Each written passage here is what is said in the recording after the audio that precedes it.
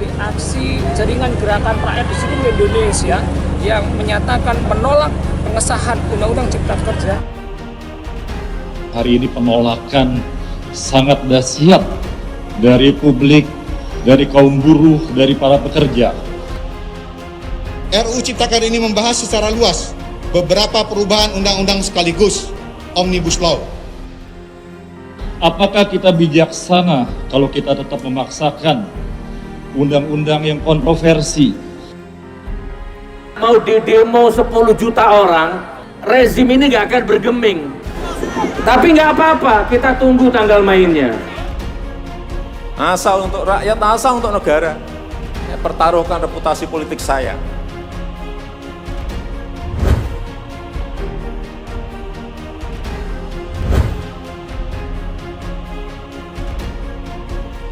Yakin dan percaya bahwa Presiden Jokowi hatinya utamanya adalah selalu mikirin bangsa dan rakyat.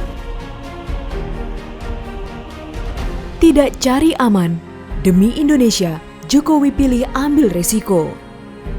Karena itulah saya mau kerjasama. Ya kan kalau saya lihat, waduh beliau kurang nasionalis, untuk apa?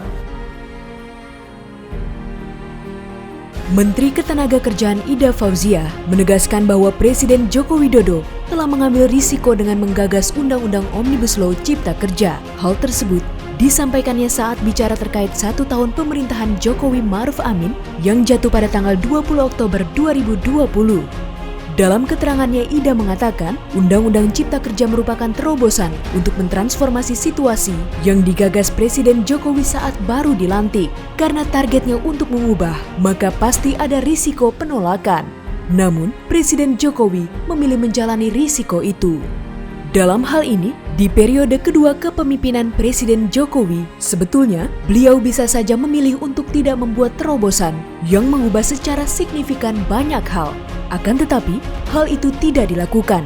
Presiden Jokowi justru memilih meninggalkan legasi untuk kita semua dan tidak cari aman. Selain itu, terkait dengan Undang-Undang Omnibus Law Cipta Kerja ini, Menteri Ida mengajak semua untuk berdialog mencari jalan tengah. Yang namanya dialog tentu tidak bisa 100% aspirasi pekerja dan pengusaha dapat diakomodasi.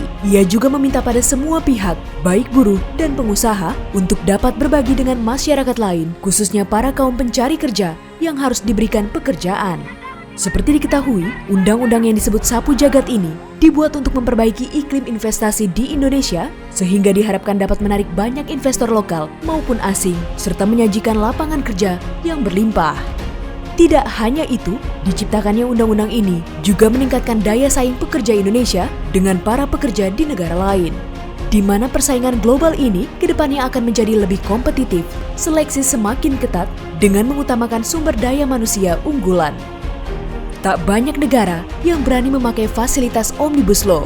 Selain Indonesia, setidaknya ada 8 negara yang telah menerapkan Undang-Undang Sapu Jagat ini di negaranya, yaitu Amerika, Kanada, Australia, Vietnam, Filipina, Turki, Selandia Baru, dan Irlandia. Seperti apa yang dikatakan Menteri Ida Fauziah, dengan mengambil risiko sebesar ini, Presiden Jokowi bisa saja kehilangan jabatannya. Karena sukses belum tentu dipuji, tetapi hujatan dan caci maki sudah pasti ada dengan risiko jatuh atau terguling. Namun, jika diperhatikan lebih dalam lagi, terwujudnya Undang-Undang Sapu Jagat ini juga menandakan bahwa bentuk negara Indonesia adalah presidensial, di mana kekuatan berada di tangan presiden, bukan di parlementer. Dan saya membuka yang namanya langkah, entah langkah-langkah politik, entah langkah-langkah kepemerintahan akan saya buka. Langkah apapun yang ekstraordinari akan saya lakukan.